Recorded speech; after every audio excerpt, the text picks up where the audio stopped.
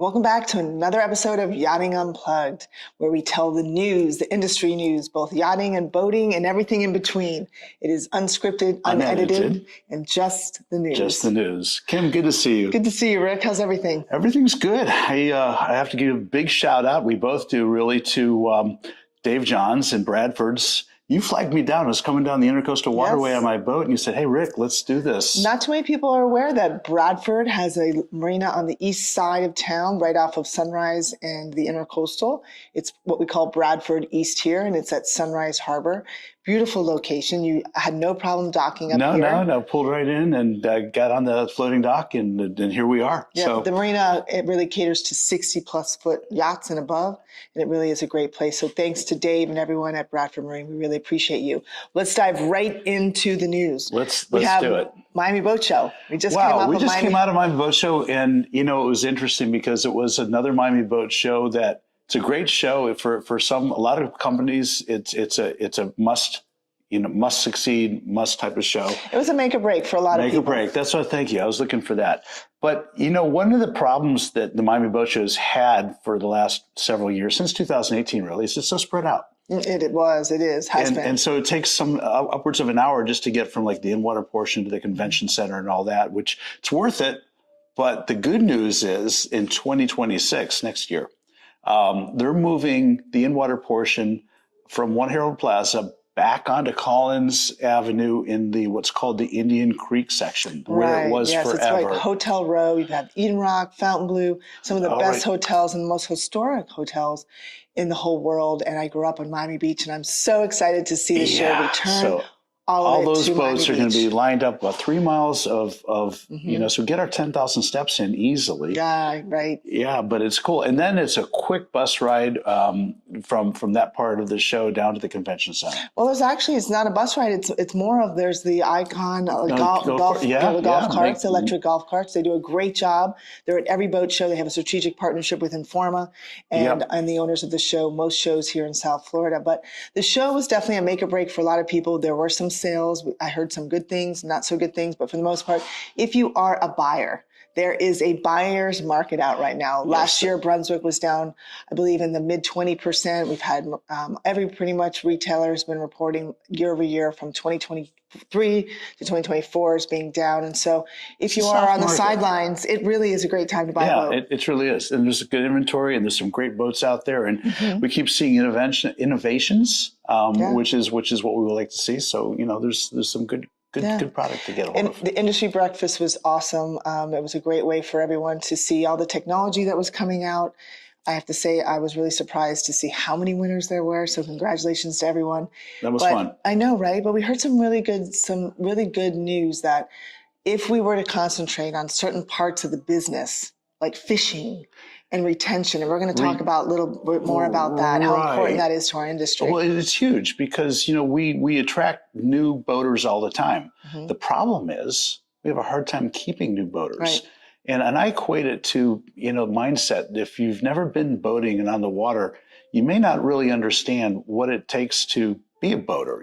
There's constant maintenance, and it's a bit of work to keep the boat up. And it's not like getting behind the wheel of your car, turning the car key and just going. There's, lines you've got to handle and people you got to bring on and off and things you've just kind of got to stay current with. So it takes a little bit of money too. Big time. You break out another 1,000 BOAT, right? Exactly. So we're going to talk about that later in the show, because we're going to talk about what everyone can do to really give that shot in the arm to the industry. But I want to really focus on that client. Exactly. Keep that client. But we want to start off with some great news. Bert Fowls, who's been a great advocate of the marine industry and the yachting space, has found a home. Yes. Marine Max and Bert parted ways, and then he found a home at Suntex. Yes, he went from IGY Marinas to Suntex Marinas, so in the same space, so to speak, a different type of company. Good job, Bert. That's a great move, and you're going to be amazingly successful there. It's bumming us out that you're leaving South Florida, heading to Texas, landlocked right? Dallas. Yes. But hey, we'll see you at shows and venues, and look forward to catching up with you when you're back in town. No, exactly. And some other great news. I have to report that the Correct Craft chairman is to retire. Ken Malone, who's joined the company in 1960. That's so long ago. That's a lifetime ago. So Ken, congratulations to you as chairman of Correct Craft for all the years that you've done to really push that company forward. We salute you. Well, talking about going back in time, I remember when a company called Auto Trader spun off a company called Boat Trader. And I remember working with them back then, and they were a little paper rag that had all sorts of, basically it's kind of like the Craigslist of boating in a way. Yeah. But it grew up, it got big, it got really big. Remember the days my rep would come into our dealership and she would literally cut and paste, take each of our ads, and she had like these papers and she would Scotch tape them into this book, and then she would turn that in, and that would a week later you would have your issue, your boat trader. Boat trader, right? but now it's an essential kind of marketing piece for boat dealers who want to sell boats in the industry, right? There's a lot of controversial talk about price increases. That's been a challenge for a lot of dealers, myself included, and a lot of the brokerage houses and manufacturers too, for that matter. Prices are going up. Right, a lot. Mm-hmm. Yeah. So and I actually have a quote here from HMY Yacht Sales in Palm Beach. Actually, the director of sales, Tim DeRicco, said Boats Group tried to hike his company's monthly online costs up to 75% increase from the previous year, which was a lot. And I see where that's be. At the end of the day, too, that goes directly back to the consumer. Mm-hmm. So it drives the cost of boating. Now, not to take away from any business that looks at a business model and says we need to increase revenues because we're not making profit or whatever. There's reasons, but when you see a large, significant increase in a space that's not highly competitive, you have to asking the question: is it necessary, and can you sustain that, or can you even afford to keep going in that direction? Right. There's other ways to go. Absolutely. I mean, look at my platform, the Boat Boss. There's so many great people that are out there pushing their personal brand inside of a company. And that's really, we all have to find a unique way to get ourselves out there, whether it's our service or our product. So I encourage everyone to look at themselves, and what can they do to push their brand, because at the rates that Boats Group is going, I'm not sure it's a sustainable model for most dealers and brokers. It's a tough ask. Some good news. Director Shipyard. Right, yes. Yes. So they're creating a space in their yard in Dania Beach, which is, one of the legacy shipyards they have, creating a crew space to create a place for crew to recreate and have a place to go when they come off the boat. But they're also talking about using that space for industry events, to create an opportunity for associations. Could be USSA, it could be ISS, it could be Marine Industries Association. Marine Industries Association of South Florida, MIASF. There's the hack right there. Anyway, any of these associations to come in and to utilize the facility on site, see the shipyard, and create a collaboration. So I think that's a great move, and thank you, Director, for doing that for us. Right. If you haven't had a chance to visit Bradford Marine, it is a great opportunity for you to host an event there. They have monthly events you can sponsor. It's all about the experience. And it's so important as a crew member, if you're the captain of a boat or the owner of a vessel, that the health, the mental health and physical health, the well-being of your crew is really the health of the vessel itself. So it's a challenging when you look at how many people actually reside in a yacht of that size and the small living space, that granting these crew members a space to get off the boat and use their internet, or just to detach from the yacht is so nice. Yes. And I guess maybe a call to action for all marinas, in that this was really started, if you go back to Wayne Huizinga Jr. and the Rybovich days, they've created an amazing space up in their Palm Beach facility. LMC has then followed through on that with what they've created. That's a safe harbor facility. Bradford's has come in and emulated that and have done their own version, and now Directors has got their version. So bravo on these shipyards and any other shipyards in the space. Think about the value of what you can bring when you create crew space for your guests. Well, I want to jump right to, you talk a lot of the marinas. Let's just roll right into mergers and acquisitions. We had some huge news in the industry. Yeah, this was really big. It ripped around about a week ago. Yeah. And Blackstone They have acquired not the business of Sun Communities, but the asset of Sun Communities, the Safe Harbors Marinas asset, which is 130 some marinas in the United States and Puerto Rico. It's interesting because that dives into a conversation I have in my own podcast with a lot of guests talking about, are these M&As really healthy for the industry? And there's been some pushback about having the marina spaces all bought up, and then could they eventually go all condos or something, and then we lose the ability to keep the workspaces we need for our industry. Blackstone is using their infrastructure division, not their real estate division, in this acquisition, which really means they're looking at the long view. They're looking at these marina properties are going to endure the highs and lows of the economic vagrancies that we have. This is not for taking and flipping. It's to keep things going, which is what we need for our marine infrastructure. So bravo to this acquisition. I would go on the record by saying I think this is a good one for us, Kim. No, absolutely. I mean, a large part of the sustainability of our industry is having storage space. Where do these boats dock? Where do they go? And with, obviously development is a key to any part of the future. It's just crucial, but at the same time, we have to preserve our industry. It's a $12 billion industry here in South Florida, comprising well over 120,000+ jobs. So second behind tourism. So it's super important that we as the yachting capital of the world, that we keep our marinas and that they don't get developed into condominiums and then they go away. Right. So, that's what we're all kind of paying attention to, looking at. And I think this is a good breakwater for that. This will ensure that this group of marinas that's currently been acquired will continue in the direction they're already set up for. The sustainability of our industry, Rick, is crucial. And we talked about that at the breakfast, at the Miami International Boat Show breakfast. There's so many things that we all can do, not only as an industry, but as a society. And for those of us that really care for the industry, it starts with being responsible. And hiring, I'm seeing this a lot. There's a lot of young, and really not just an age, but they're unlicensed, uncertified, they're not certified, and they're out there, inexperienced tradesmen that are actually out there working on our customers' boats. And that's something that we talk about. Insurance. Insurance rates keep going up, and that's important that you seek people that are tradesmen, that are craftspeople, that actually are legitimate. Yeah, well, it is a couple, there's a couple ways to peel that onion back a little bit. Some of these tradespeople may have become experienced working for others in other shipyards. And then they say, okay, I've got this. So they decide they're going to move on and hang their own shingle.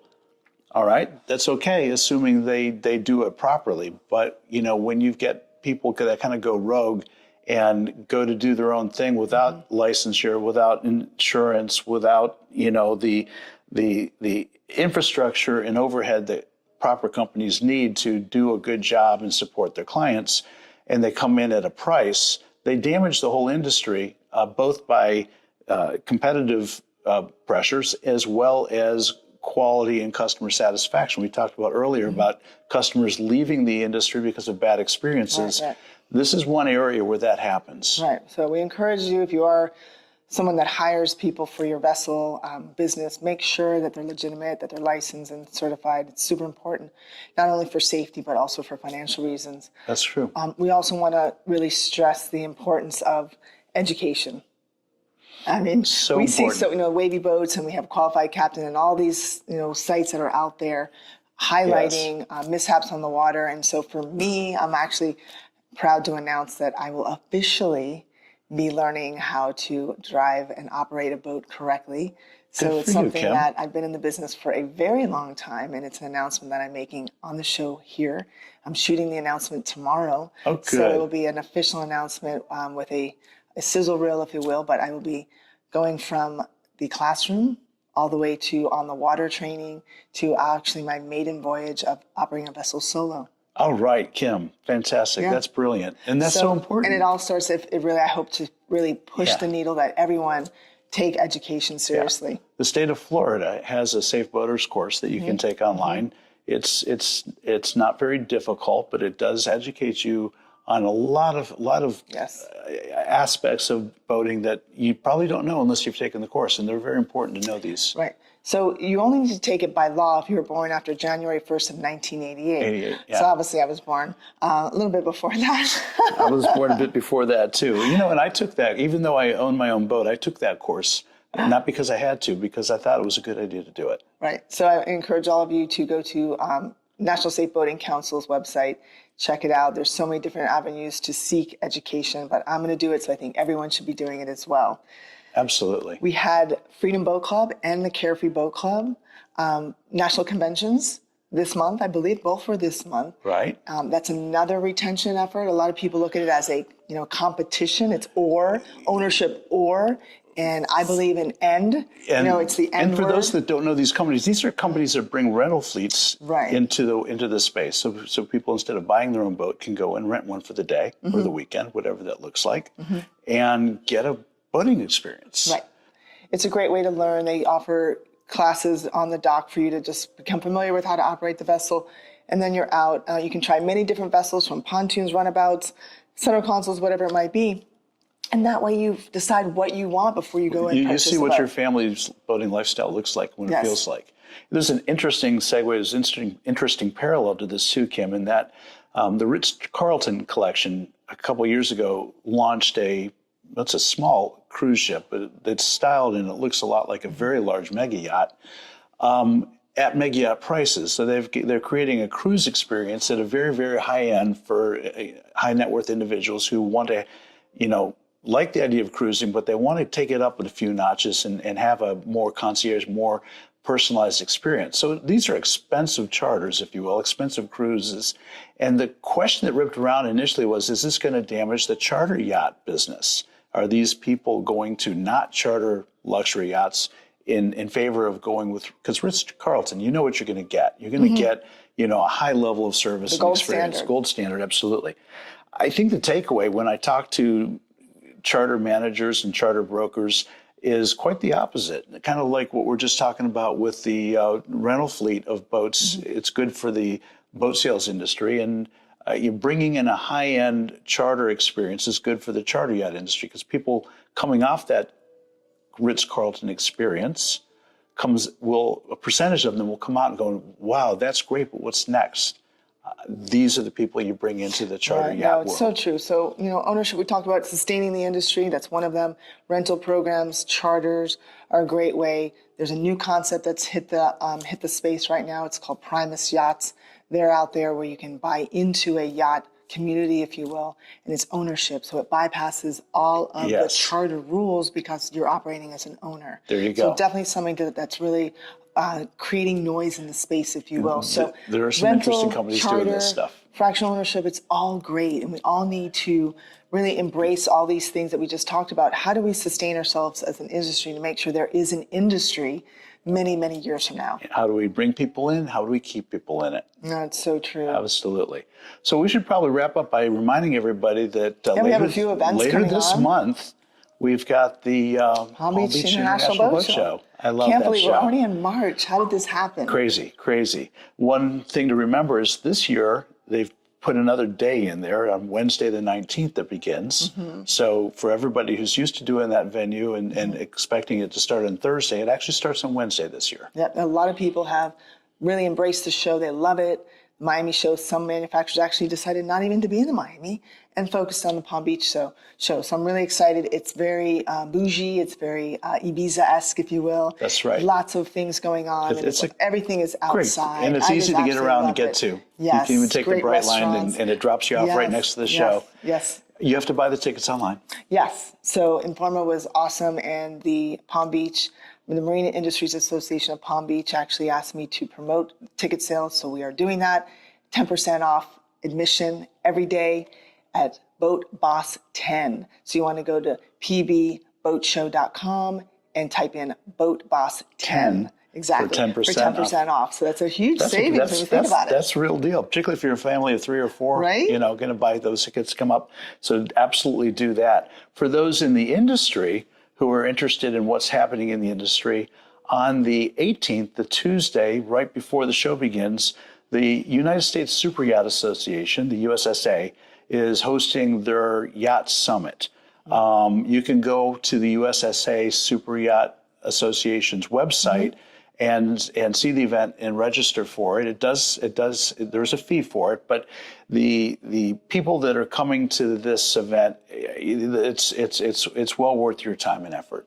I encourage those who are in the industry who are interested to start the show a day early and head over to the USSA program. Well, last year was rainy. Let's hope and pray this year's nice. It's going to be beautiful. Absolutely. Absolutely. So again, safety is big. So we've got the International Boating and Water Safety Summit coming up in April 14th to the 17th. I am the master of ceremonies. I went last year, got bit the bug, didn't realize how lucky my dealership was for not having really many accidents, if any, in the decades that we've been in business. So because not all are so lucky. Right. It brings in, it's a consortium of the Coast Guard, FWC. Everyone is there. You've got Brunswick and all the motor Kim, where is this? It's in Glendale, Arizona. All right. Yeah. So it really gets everyone that's the who's who of from the Coast Guard, like I said, FWC, all the major players. National Safe Boating Council actually puts it on, and there are some great, really networking there. Huge amount of speakers that talk about pushing the needle in safety, and it's super important because it's not only save lives, we're also hopefully reducing our cost of insurance and other things. It's all good business. No, absolutely. What else do we have? We have the American Boating Council, which is big. Boat safe. I know, right? That's in Washington.